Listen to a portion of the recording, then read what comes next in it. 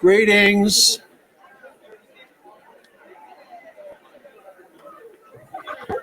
Good afternoon. It's a great pleasure to welcome you here to our Reverend Dr. Martin Luther King Jr. and Black History Month celebration for 2024. We've had a record turnout and the room here is almost already full, and I'm sure there will be more to come. So thank you for being here. We're here to celebrate Dr. King's legacy. We do this not just during February, we should be doing it throughout the entire year. And each of us should be committed to how can we continue the challenge that we have, and how can we personally make this down to the individual level so that each of us aspires to these particular attributes and things that Reverend King championed.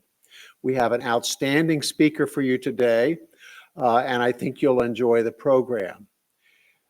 My misfortune, and it is a misfortune, is that the legislature is in session. You know, when Dean Witter calls, people listen. When the legislature calls, people go.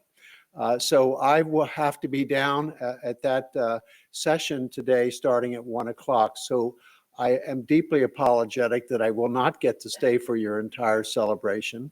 However, I leave you in very good hands with Dr. Diane Forbes-Berthoud and our provost, Dr. Roger Ward, who will undergo all of the proceedings that need to take place, including our awards. So I commend the award winners. Thank you for being here. Thank you for what you're doing to this community.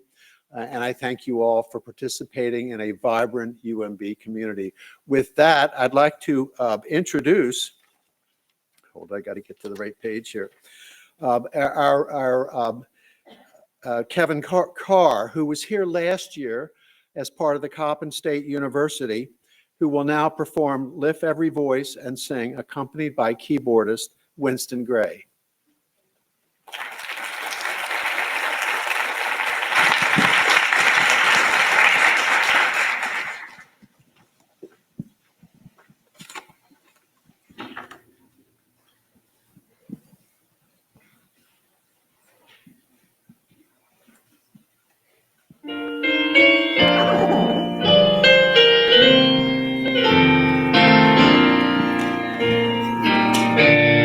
Lift every voice and sing, till earth and heaven ring, ring with the harmonies of liberty. Let our rejoicing rise high as the listening skies. Let it resound loud as the rolling seas. Sing a song full of the faith that the dark past has taught us. Sing a song full of the hope that the present has brought us. Facing the rising sun of a new day begun. Let us march on till victory is won. So neath the road we tried, bitter the chastening rod, felt in the days when hope unborn had died, yet with a steady beat have not our weary feet come to the place for which our Father sighed. We have come Oh, all the way that the tears have been watered. We have come, treading the path through the blood of the Jordan,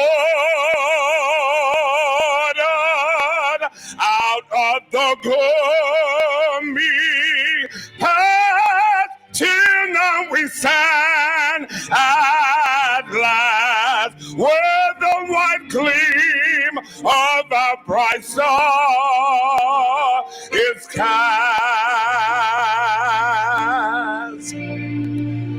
God of our weary years, God of our silent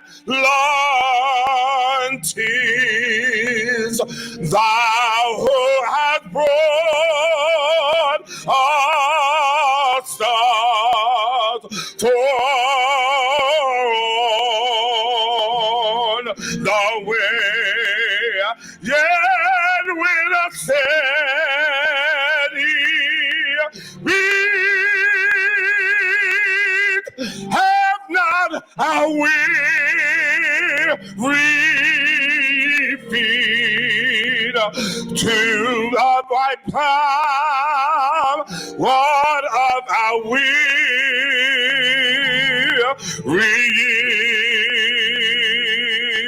years?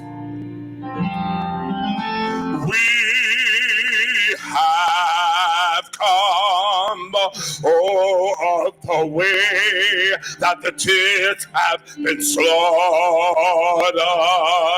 We have come out of the stormy, the road we have gathered.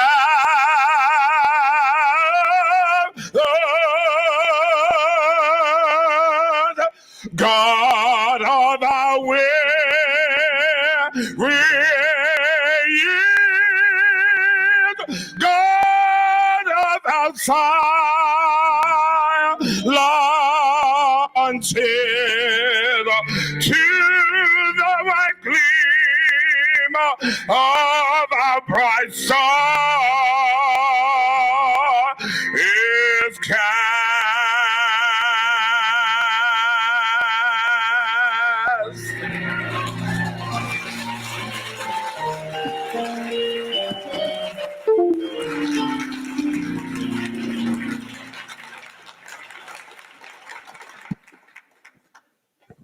Amazing. Mr. Carr. Let's give Mr. Carr another round of applause.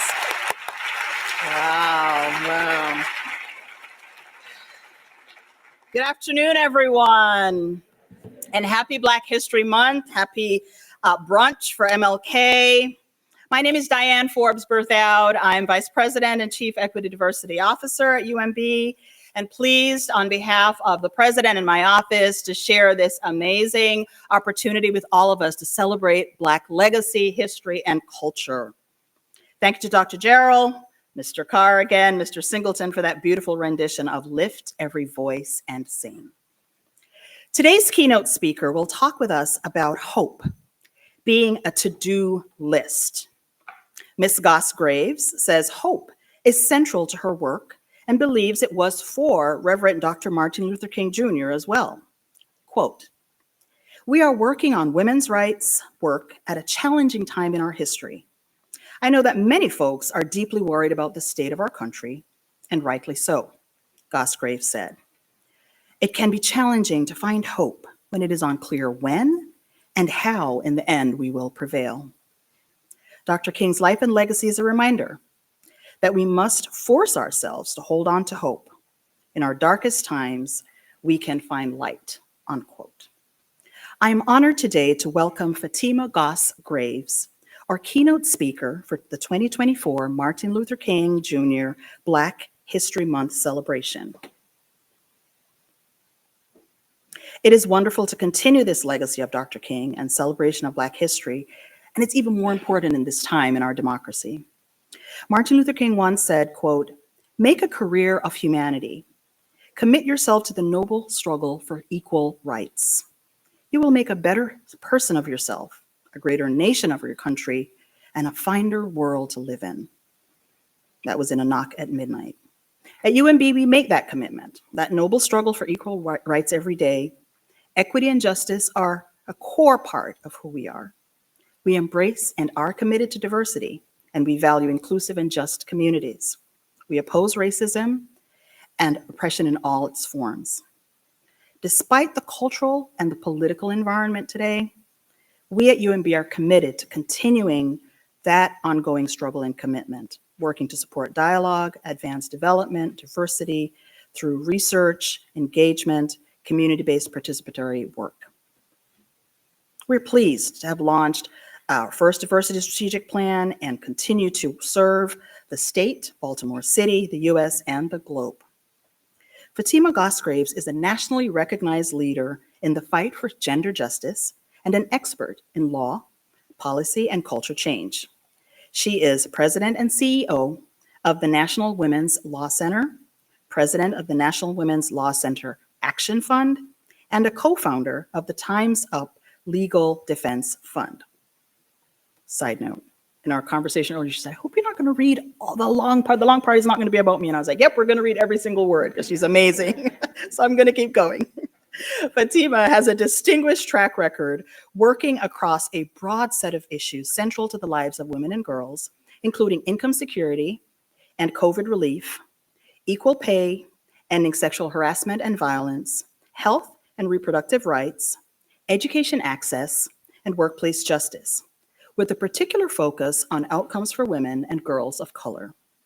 She's widely sought after for her effectiveness in the complex public policy area at both the state and federal levels, and regularly testifies before Congress and federal agencies. Ms. Goss Graves has received numerous awards and recognitions for her leadership and currently serves as a member of numerous boards in both advisory and governance capacities, including Indivisible.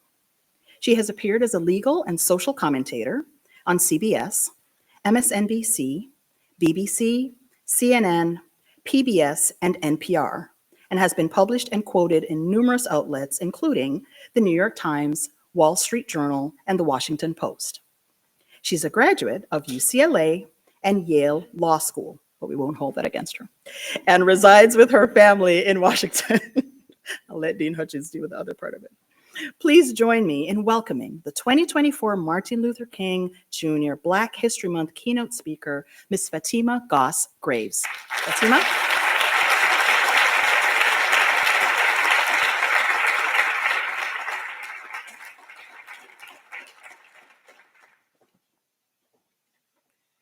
Now you can see why I didn't want the long version. Thank you so much for having me today, to University of Maryland, Baltimore, to President Gerald, who I know had to leave. It's just really such an honor to be in community with all of you, and a privilege to be a part of this special annual celebration and commemoration of Reverend Dr. Martin Luther King's life and legacy. I will confess that most of my days these days are not spent on college campuses. I finished law school over 20 years ago. So before giving this speech, I was really honored to spend some time talking with Dr. Forrest Bertout, who's been doing such an amazing job here leading the diversity, equity, and inclusion efforts. And I have to say, our conversation was strikingly familiar. She spoke of a feeling that was pretty prevalent on campus, one that might feel like disappointment and despondence, and these are my words, not hers, I have been naming as despair. And the last few weeks, I have been sitting with that feeling. The blanket of despair, one that I think has been taking root in nearly every corner of this country. And that's where I'd really like to begin today. So I'm not here, even though the title of this speech begins with hope. I'm not here today to pretend that everything is all right. In fact, throughout my career in women's rights, I have often said that anytime there is progress, actually, maybe in fact, we know we are making progress when we also know we have to confront the pushback. In fact, we should always, always expect it. So today's conversation, now over 60 years after Dr. King's 1963 speech, should begin there, with what it will take to weather the backlash.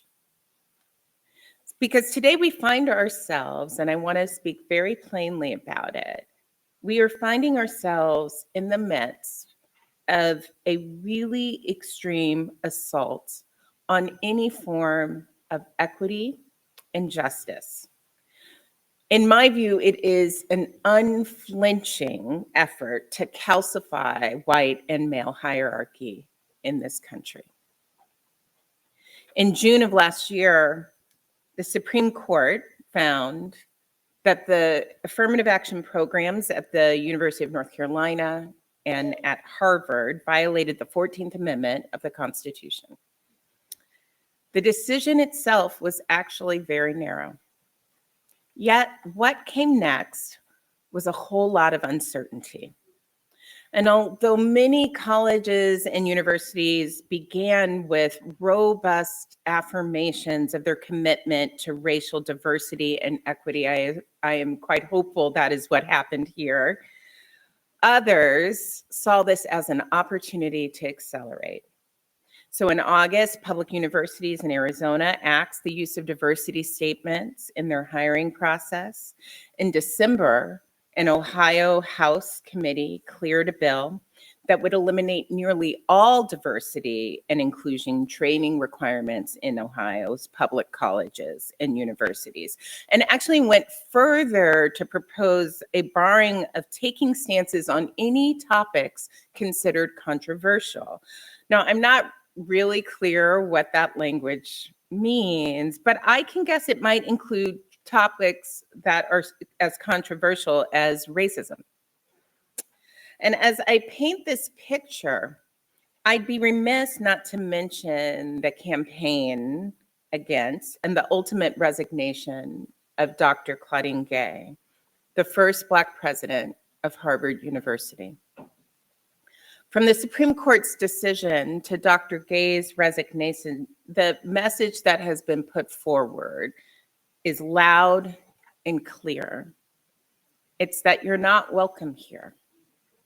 Or really, maybe you were not worthy of being here in the first place.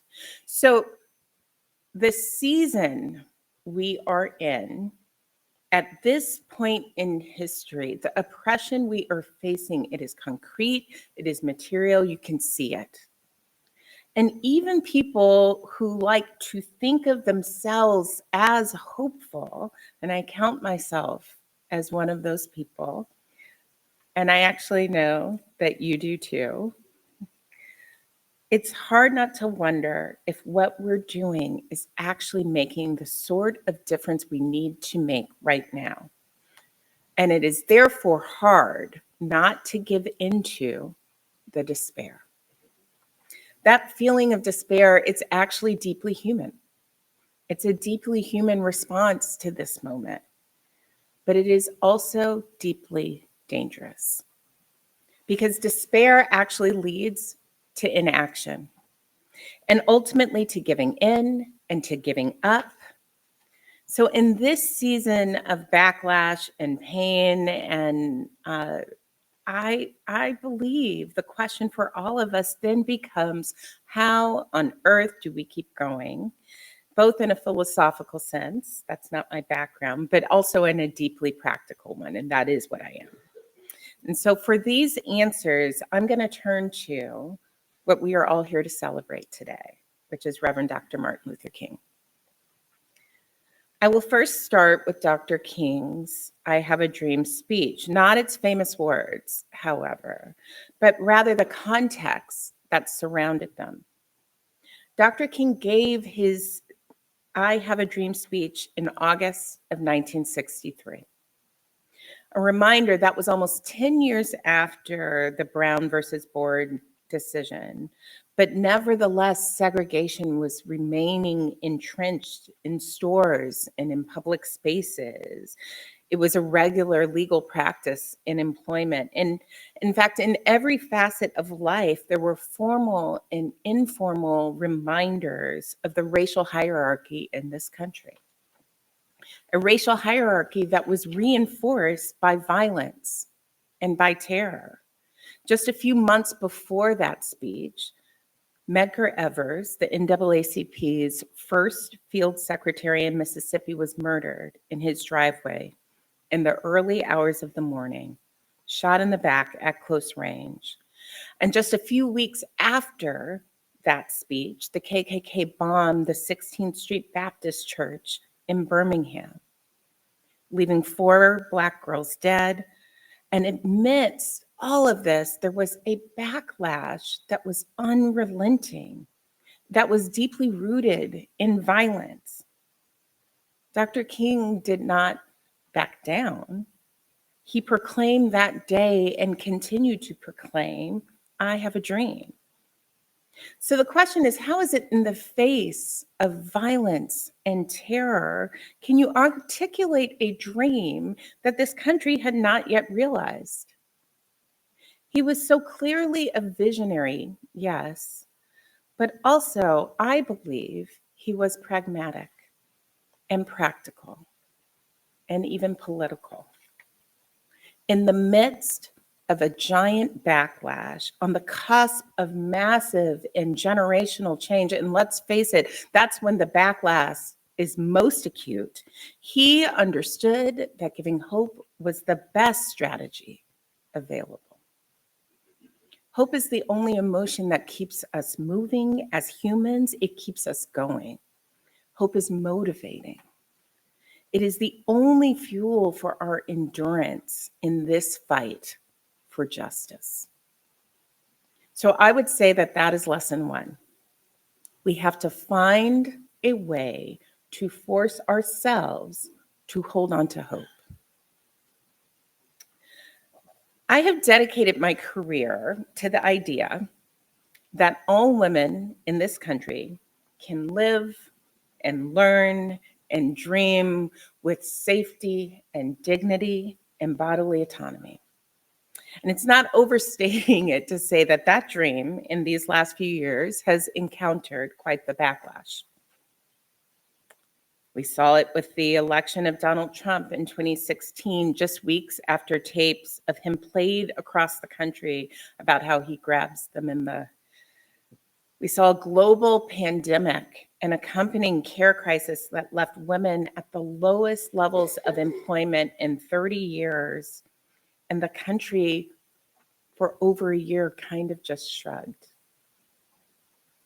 We saw a Supreme Court that so cavalierly overturned Roe, unleashing a dramatic public health and legal crisis, and a not so subtle message about the status of women in this country. So this is not a competition, but as I stand here today, I want to say I've been leading during a period of backlash against the progress that we have made. And what I have learned time and time again is that the best way to sustain hope, and especially when things feel hard, is to get into motion. Sustaining hope by maintaining motion. And that lesson, which is my second lesson today, is also something that I take from the life and legacy of Dr. King. A year after the March on Washington came the Civil Rights Act of 1964, which ended forms of segregation in public spaces and outlawed employment discrimination based on race and color and religion and sex and national origin. 2 years after the March on Washington came the drive to register voters in Selma and ultimately the passage of the Voting Rights Act. In other words, vision and hope, yes, but the dream was also sustained by maintaining motion, by building one win on top of another, These were giant leaps in our paths to justice. They removed the stain of racial hierarchy permitted in the law on purpose across so many institutions in this country. But it was not the full manifestation of the dream.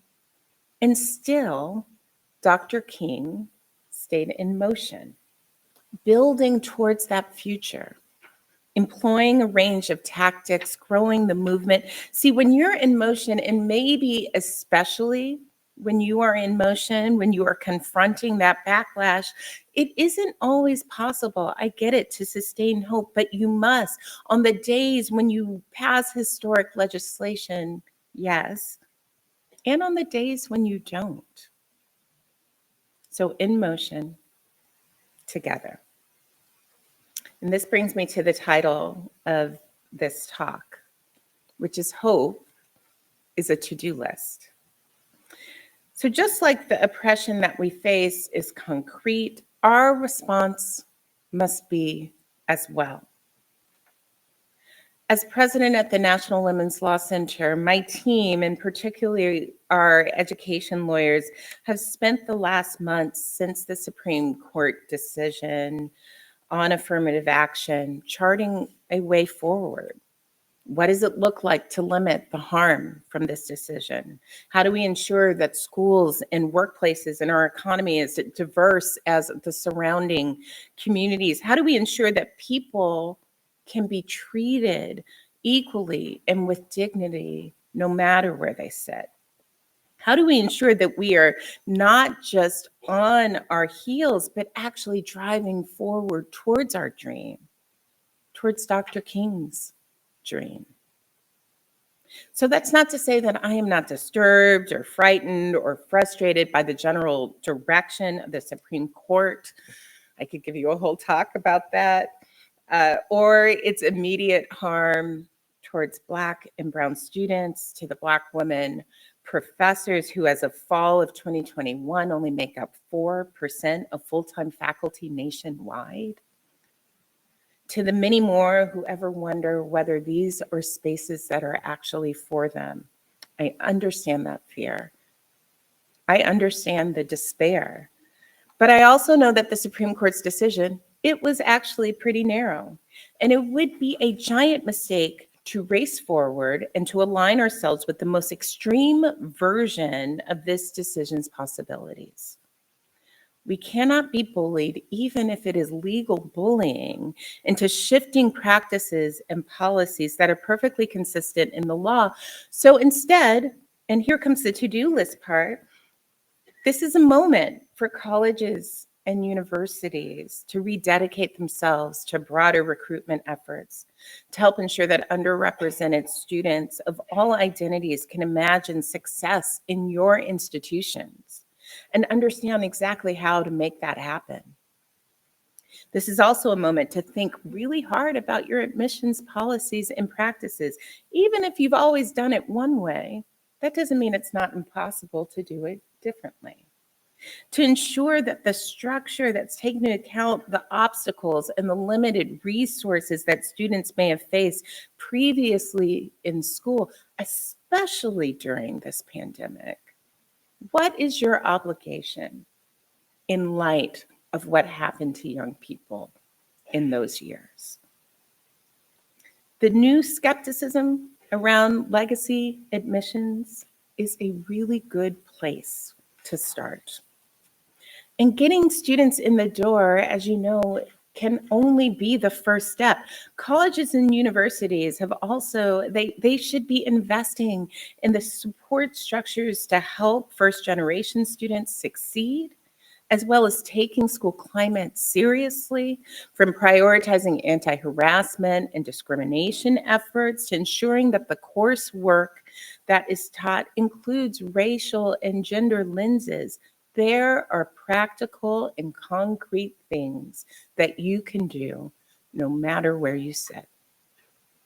And more broadly, our extremist opponents are engaging in a sweeping campaign to upend and to demonize the values of diversity, and inclusion, and even the 50, 60-year-old longstanding principles of don't discriminate. They want to make all of those concepts toxic. So it's up to all of us to come together, including folks in higher ed and those in walks of life, from corporate leadership to philanthropy to anyone who has a microphone, to name the stakes, to speak plainly as possible about these times, and to speak up about not only the world that we have today, but the world that we hope to create for tomorrow. Because our vision, our dream, is compelling and inspiring in a way that narrow and hateful efforts just are not. Efforts to sow fear and suspicion and selfishness over the long haul, they cannot be sustained. Actually, the state of California in some way goes to proving this point. In 1996, California voters approved Proposition 209, which banned affirmative action at public universities. I was a student there at the time. And at first, our worst fears did, in fact, become a reality. Enrollment among Black and Latino students at UCLA and at UC Berkeley fell by 40%.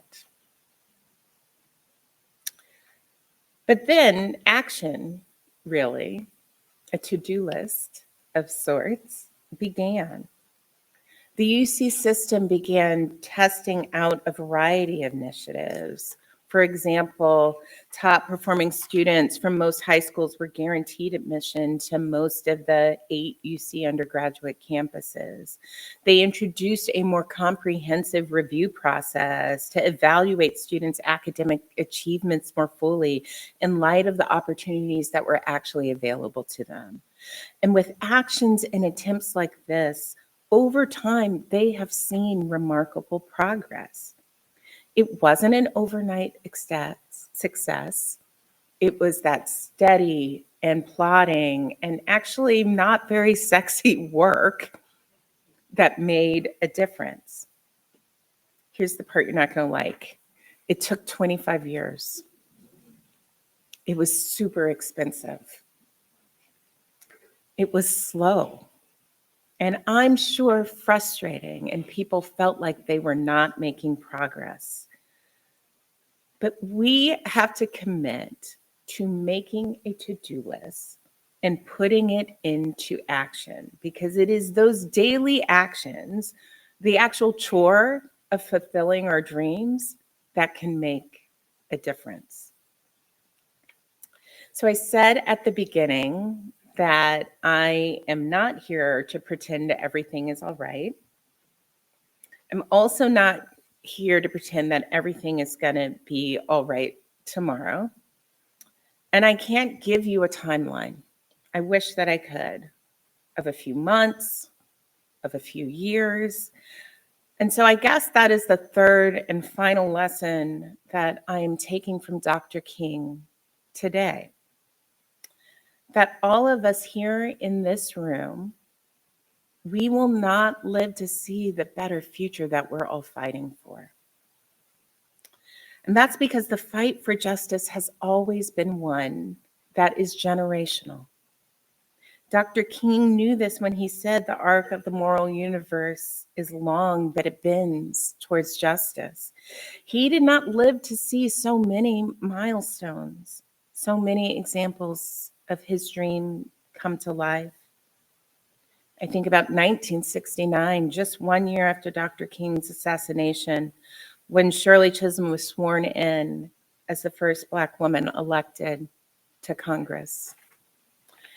2008, 40 years later, when Barack Obama was elected the first Black president of the United States. He never lived to see the court embrace affirmative action, nor did he live to see the backlash of today. And while Dr. King for sure bent the moral arc towards justice, there was also so much progress he did not live to see. The same will be true for us. In the fight for affirmative action, in the fight for gender justice, in the fight for a better and fairer and more equitable future for all of us. So now I was invited here today to give an inspirational speech based on Dr. King's life. And maybe I've been too direct. You can grade me later. But I have always found great comfort in the truth that the fight that we are in has and will span multiple generations. Because I know that my own liberation is a result of decisions that were made in my parents' generation and that my ancestors before them made. And I know that the decisions that all of us make today, moving forward from today, within your campus, within your communities, our conversations will help dictate what the next 10 and 50 and 100 years looks like for people in this country, for students on your campus.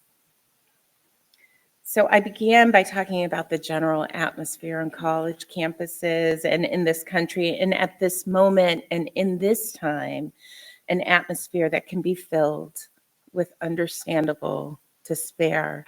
But where I would like to end is what I see and what I have felt in the room with all of you today. Because when I look out into this crowd, I don't see despair. I don't feel that sense of despair. I actually sense power. I feel power. And I know that all of you are here in this crowd because you are committed to Dr. King's dream, to making that dream a reality, no matter the backlash, no matter how long, no matter how many generations it takes.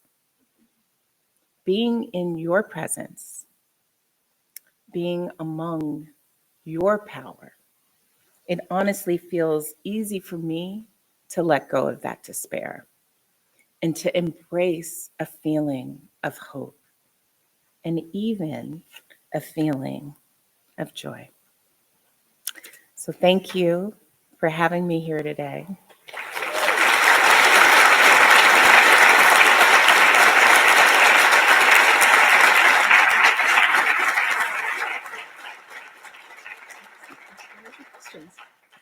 Thank you, Ms. Goss Graves. It was my fault. I forgot to mention that this year we have mics available for maybe one or two questions or comments or expressions or reflections from anyone. And I should have prepped you, so all throughout her speech, you could have been thinking about the brilliance that you could share. So we have mics here at the front. If anyone has a thought, reflection, question, please, we have a few minutes to engage. Thank you.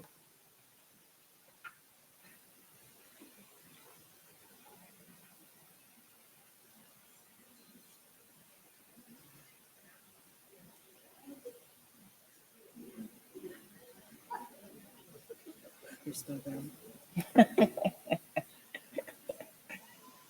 All right. If not, we thank Ms. Goss Graves very much for that brilliant talk. Thank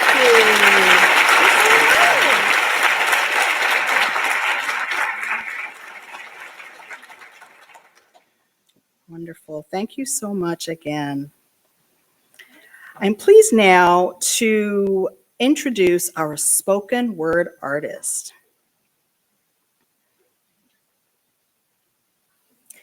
Mr. Chakra. Mr. Chakra is a spoken word and hip hop artist whose talents have been showcased on stages across the United States. Among his accolades, he has been a champion in the National Poetry Slam, Texas Grand Poetry Slam, and Southern Fried Slam poetry competitions. Okay, I'd like to hear about that one. Mr. Chakra embodies the city of Baltimore through aggressive performance and impressive writing. In addition to being a talented writer, he takes pride in being a youth poetry teacher for the nonprofit Do More Baltimore, helping Baltimore youth cultivate their talents and showcase it nationally. Here to present a selection of works, Black Chakra.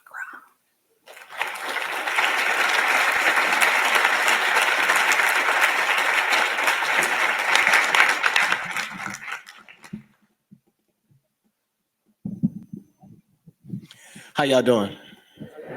Good. Clap it up again for that beautiful speech. That was amazing.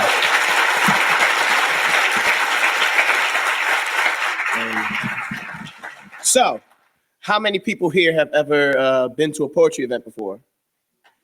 Excellent, excellent. So when you're listening to poetry, you don't exactly have to be quiet. If you like something you hear, you can do this. Let's give it a try. Cool. If you like something if you hear something you like more than that, you can snap with the "I just ate something good" sound. That's Let's give it a try. If you like something more than that, you can go, "Okay." Let's give it a try. There we go. And for our nonverbal people, what we do is a silent curry. That's this. Let's just do it. Let's do it. Cool. Thank you.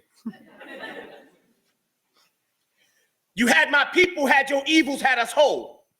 Had your hands around my history, but you can't have my soul. Had us crying into cotton. Working in the heat, in our sleep, you had us cold. You have tried to break our spirits, but you can't take our souls. We're made of oceans, made of mountains, made of stone. We gave our gods, gave our children, gave our time, gave our bones. You thought us weak, we became strong. And from our pain, we made a throne. Black women be the kingdom, be the peace, be the home. Black men be the fire, burning trauma into gold. I am made from things that shine. You can never take my soul. We're the revolution now. The resolution now. We are evolution's child. We are Jesus in the flesh. We are cursed. We are blessed. We are breathing through the death. We're the wings of the sparrow. Birds of resurrection, ancestors and celestials said I'm the son of their selection. I told them, take me to the king. They brought me to my reflection. We're success and succession. They can empty a magazine and still won't kill our essence within our blood. It's the keys to eternity. That's why they burdened me. That's why they murdered me. An exaggeration of the stars. We are physical hyperboles. We deserve to breathe. In this world, we are the commas. Once hung like apostrophes, now the period after karma. The exclamation mark after drama. The question mark after harder. The ellipses before horror. We are sometimes semicolons to the hate thrown upon us. Then we find our second purpose. We are double entendres. We're not breaking from the shame or the taking of our names. We made vagrants of our chains. We are strangers on the train. It's so much we don't know, but we're speeding to make our goals. It was hard to find our highs. It was easy to make our lows. We have walked these ragged shoes through misery. We made our souls, and you can't take this prize from me. You can't take them skies from me. You can never take our soul.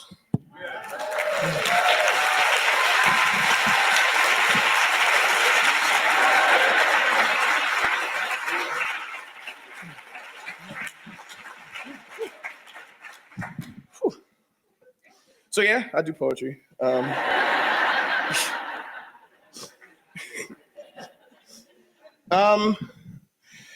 okay.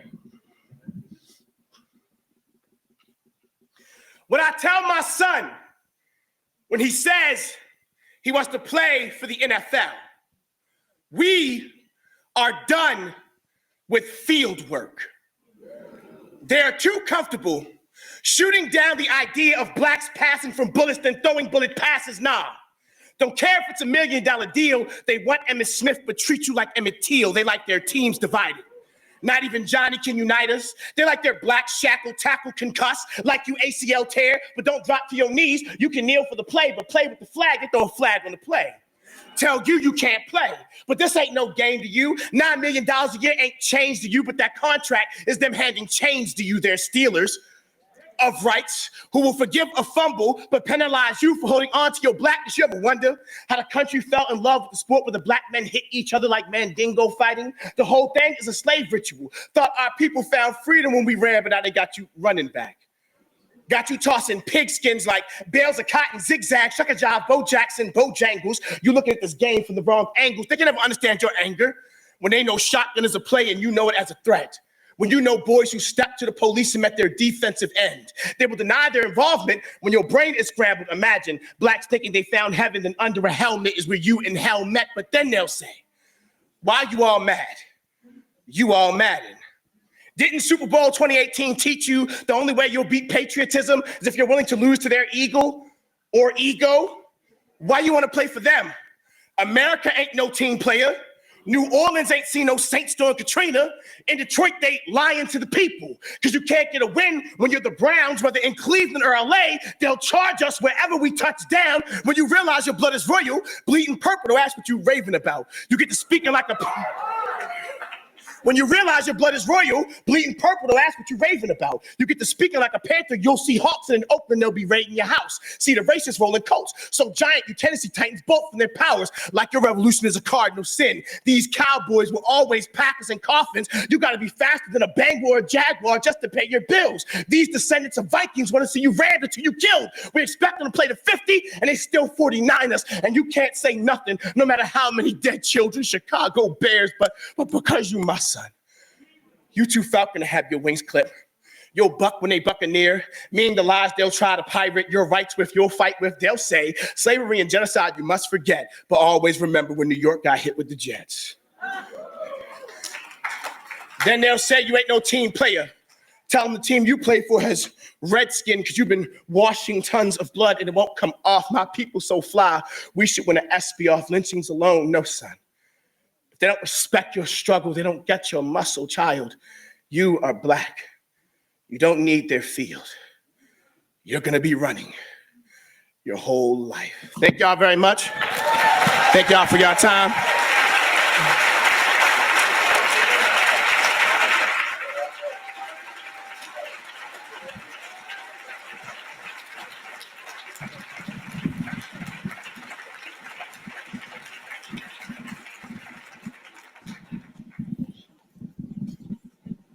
You know, and the young people say, "You're shook." I feel shook. I feel uneasy. I feel What's that thing? Show us again. That thing. Wow. Thank you so much. What an amazing program we've been having so far. What an amazing program. It is now my honor, along with Dr. Roger Ward, to present the 2024 UMB Diversity Recognition Awards. Dr. Ward, please join me in recognizing these award winners. The UMB Reverend Dr. Martin Luther King Jr. Recognition Awards are presented for individual and/or group achievements in the areas of equity, diversity, and inclusion. The Office of Equity, Diversity, and Inclusion asks UMB schools and administrative units to nominate individuals or groups that have played a leadership role or have played an integral part in EDI efforts at the university. The recipients serve as models of the ideals epitomized by the life and work of Dr. King. On behalf of Dr. Gerald, Dr. Ward will present the Reverend Dr. Martin Luther King Diversity Award presentation for outstanding UMB faculty. To Dr. Danya Cato.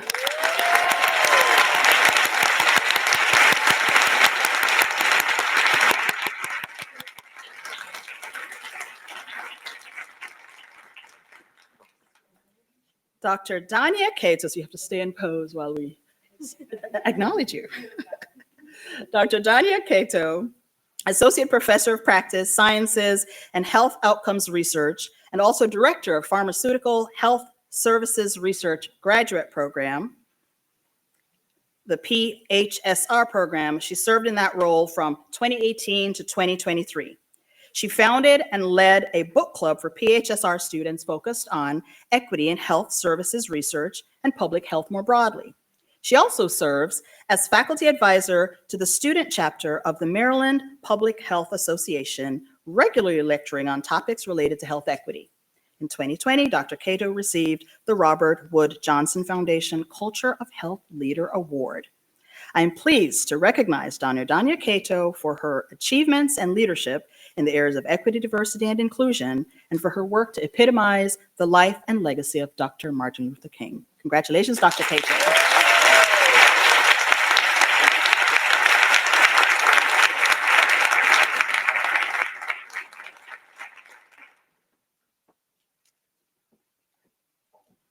All right. Now, outstanding UMB staff member. This year, the award goes to Rosemary Ferreira.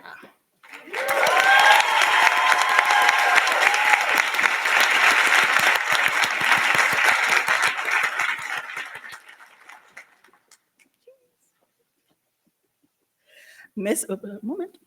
Ferreira is Associate Director of the UMB Intercultural Center in the Division of Student Affairs, where she develops programs and initiatives to support historically marginalized students and works to advance equity, diversity, and inclusion. A respective EDI leader at UMB, she organizes about 40 events a year that celebrate various identities and or underrepresented populations. I said 40, 40, that's a lot. Great work. Ms. Ferreira also plans and co-hosts The Table. Do you know that podcast? A podcast that focuses on culture, norms, and current events. Facilitates a monthly dialogue series for UMB students, faculty, and staff to raise awareness about marginalized communities. And she also participates in academic and professional development coaching. I'm pleased to recognize Ms. Rosemary Ferreira for her achievements and leadership in the areas of equity, diversity, and inclusion, and for epitomizing the life and work of Dr. King. Congratulations.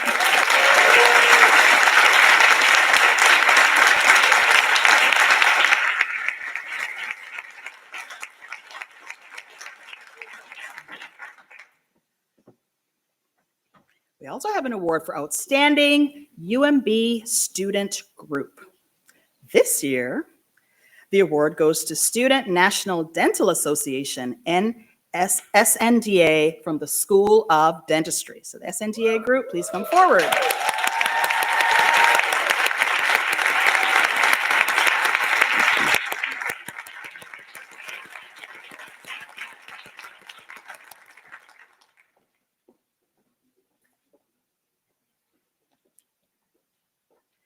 The School of Dentistry Student National Dental Association, SNDA chapter, promotes strong academic and social alliances among its members and advocates for minoritized students in the field of dentistry. Among its many outreach efforts, the group hosts minoritized and undergraduate groups that inform them about the dental school experience. They participate in donation drives for food banks and organizations that help underserved communities in Baltimore. And they tutor city students in grades 6 through 12. The group has received first or second place for 10 consecutive years in the SNDA Chapter of the Year Award.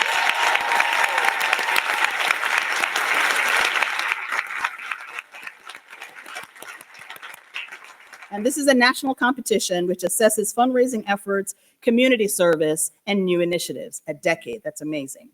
I am pleased to recognize UMB's Student National Dental Association, SNDA, for their leadership and achievements in the area of equity, diversity, and inclusion, and for their work in epitomizing the life and legacy of Dr. Martin Luther King. Congratulations.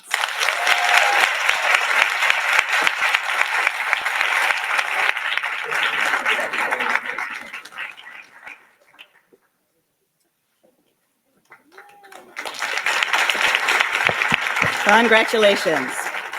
Thank you, Dr. Ward. And at this time, I would like to invite Bill Joyner, Assistant Vice President, Office of Community Engagement, and Ms. Rita Gatch, Director of Equity, Diversity, and Inclusion Programs in the Office of Equity, Diversity, and Inclusion, to present the awards for the new Community Champion of Equity and Justice Awards.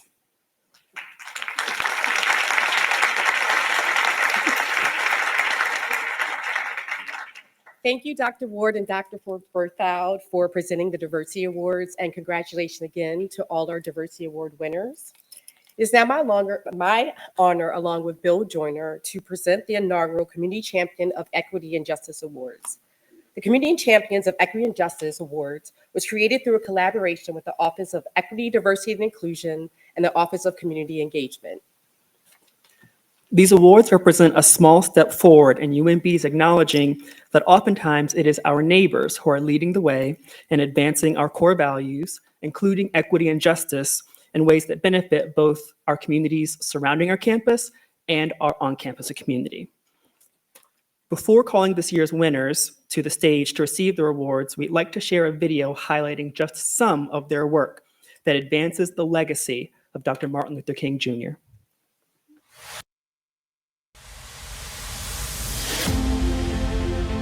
The University of Maryland, Baltimore presents both Edith Gilliard Canty and Parity Holmes with the Community Champions of Equity and Justice Award for their positive impact in West Baltimore.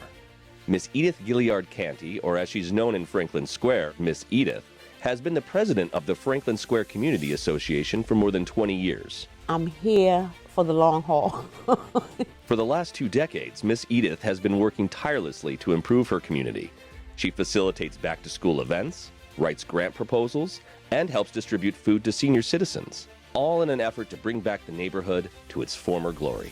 I would like it to be the way it used to be. I know it's not going to happen overnight, but I see that. I see it becoming what it used to be with all the families, the children. Miss Edith doesn't take all the credit. Instead, she insists that those around her are the real change makers. I have people working with me. I have the community that work. They came and they showed up. I couldn't have showed up by myself. So for me, I thank them. A few blocks away, Parity Homes has been hard at work rebuilding Harlem Park, one row home at a time, by renovating abandoned and vacant properties in order to create affordable home ownership opportunities. And we really do that as a means of social justice. We do that as a means of racial equity.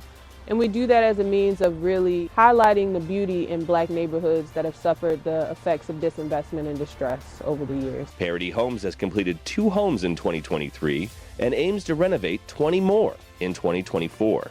The response from both legacy residents and future residents has been great, and it's been overwhelming. And it is the legacy and future residents who are the key to Parity's success. We leverage what we call social capital, and that is the buy-in of people who do want to live in communities like these. So when people buy a Parity house, they're buying the house when it looks like this, before there's been any work done to it. And so they're really investing in what they know will be the future vision, and they know that once they purchase a home that they're moving into community with their friends, with family members, with folks who've gone through the same process as them and who are making the same investment. Congratulations to Edith Gilliard Canty and Parity Homes on receiving this year's Community Champions of Equity and Justice Award.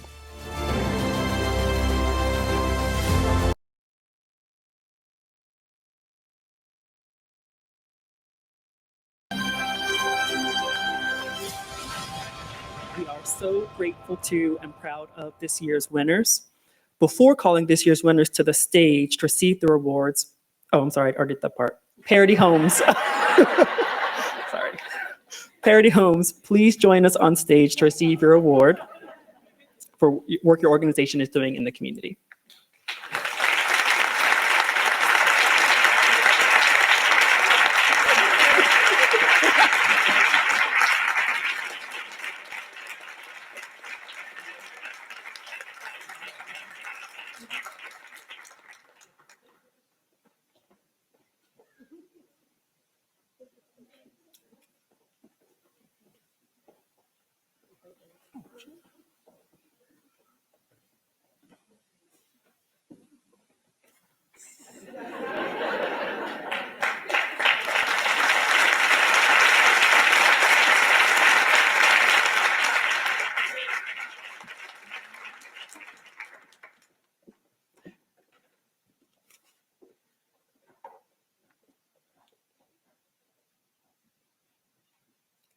Ms. Edith Gilliard Canty.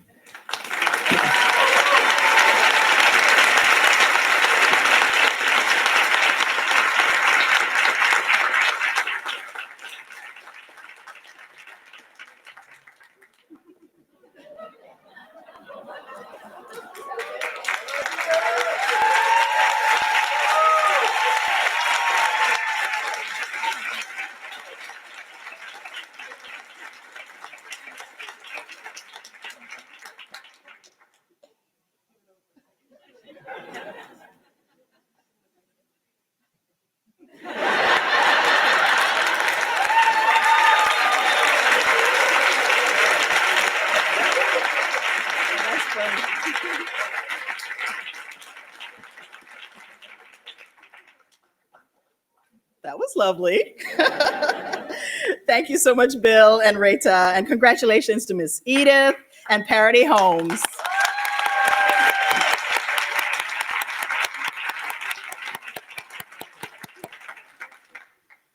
During Black History Month and every month, we're invited to learn more about these experiences, the fullness of the achievement, the legacy, all the things that Dr. King has shared with us. And I hope you will take from today's conversation and meeting that we should still hope and keep moving, right? And look at all these wonderful examples to do that.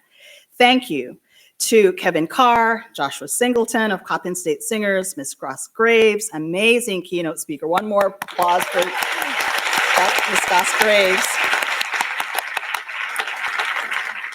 To Black Chakra for being here. To my office, the Office of Equity, Diversity, and Inclusion helped to put a lot of this together, everything here. Thank you, team, Gatch and Katie.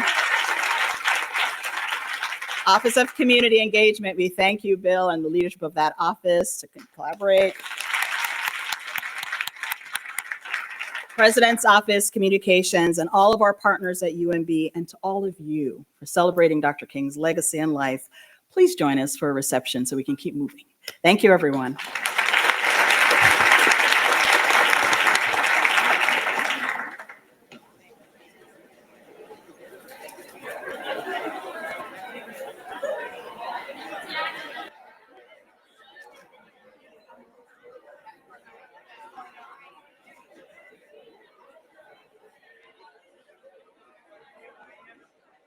I guess we have this chick coming up.